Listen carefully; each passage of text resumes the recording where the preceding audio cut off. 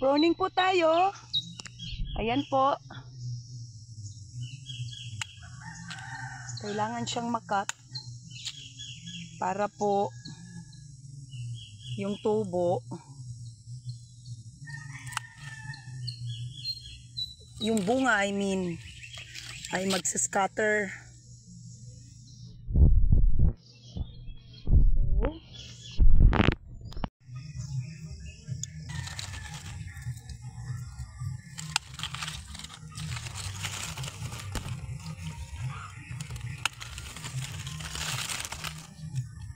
Kailangan po nilang i-pruning para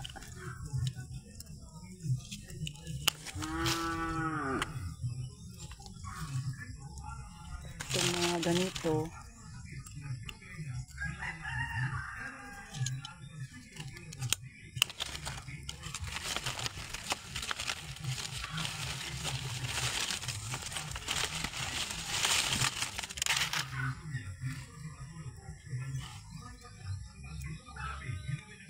para po yung tubo, pag mag-bear na sila ng fruits, dito kasi sila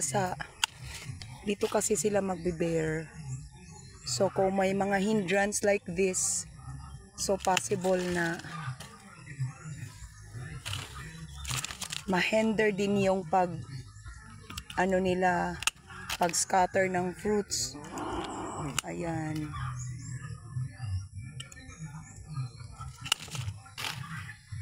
Ayan, dahan-dahan lang po. Since malapit na kasi ang season for lanzones.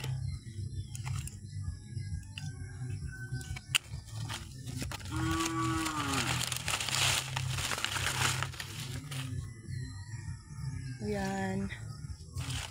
Medyo okay na.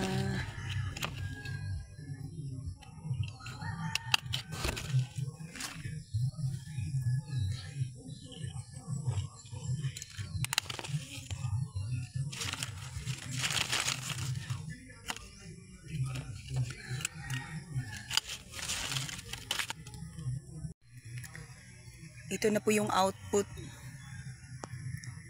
So,